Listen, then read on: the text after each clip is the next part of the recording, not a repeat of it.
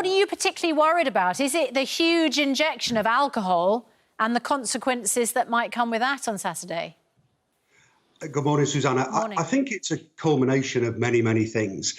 We've had 4 months of pressure and frustration being built up. We've seen some violence on the street, an awful lot of violence, a lot of it aimed at police officers.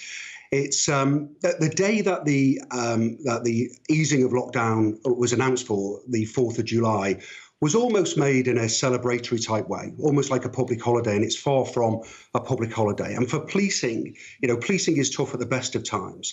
The easing of this lockdown, especially when you introduce alcohol and opening bars and restaurants, and if the public think that this is going to be how it was in normal times, they're very much mistaken. There's going to be significant restrictions which will create extra pressures. Why have they chosen, Saturday, the 4th of July, Independence Day in America, gets celebrated here too. It's now being billed as our Independence Day when actually we're nowhere near over this COVID pandemic. Why Saturday night? Because it just seemed to me, John Apter, that from a police perspective, that's the worst possible night, a July Saturday in good weather, to do this. I couldn't agree more, Piers, and certainly policing encourage the government to choose an alternative date. And look, I completely accept, with universities closed, with many people not in the workplace, even if we had it on a weekday, it might have not have made much of a difference, but it could have. On top of it all, it's not far from payday. People will have just been paid. And for the emergency services, who this will resonate with, it's a full moon, which creates a whole host of other issues. Oh, what are those? Well, payday. Obviously, no, full moon. It's look, I say it tongue in cheek, but I've been a police officer for many years. People and go nuts in a full moon. They do. It's a real thing.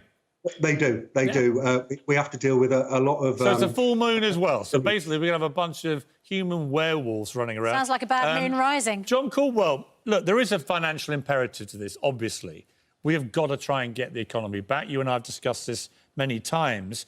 It does seem odd to start this with such a huge bang on a Saturday night with a full moon. Well, it's very worrying with the werewolves running around London, isn't it? But you're absolutely right. We do need to get the economy working. Most of the damage has already been done.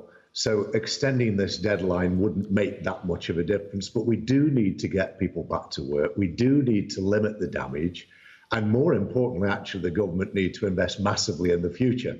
Whether it's a good idea on Saturday night, I'm not absolutely certain, listening to that argument, but we do need to get people back to work. And if that doesn't go ahead on Saturday, it should only, in my opinion, be as a consequence of more bad news coming. So if Leicester is an isolated example. What's happening in Monaco, John? What's the situation there with bars and restaurants? Monaco's absolutely fine. They've got no cases.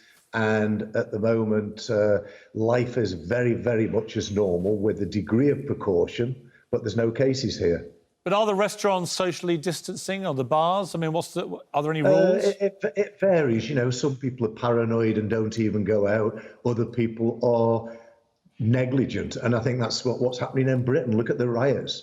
Look at all those people protesting for what would be a good cause, but breaking the law and causing a real danger of spikes in the UK after all that effort that the most. Well, we've seen it, haven't we? We've seen it with Liverpool fans celebrating winning the league, to Black Lives Matter protesters. 500,000 people on Bournemouth beach. And if you ask them, they'll say, well, what about the tubes? There's a lot of hypocrisy, I think, from people taking the high moral ground about all this. The bottom line with all of it is you've got to socially distance. And I think the problem comes when groups of people don't socially distance.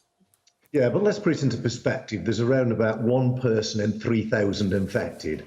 Most of those infections are known about, and some of them are in hospitals and some in care homes and identified. So the chances of meeting somebody with coronavirus is very, very, very low. Well, let's talk to Professor Bald about that. Let me finish, because that makes it sound like I'm maybe blasé about it. I'm not. But there is about probably 1 in 5,000 chance of meeting somebody with corona. Doesn't mean we shouldn't take precautions, because as we know, it's highly, highly contagious. But you've got to put it into perspective, and airlines do have to pack people on. I was on an airline the other day. It was packed to the gunnels. We all had masks on. That doesn't mean that we're not going to catch corona, because, as has already been said, all the stainless steel and so on carries the virus, and it is a risk situation. Yeah, and when you have your food and drink, of course, you take your mask off. Professor Lindebold, you are a professor of public health. Is it the case that we just get this in perspective?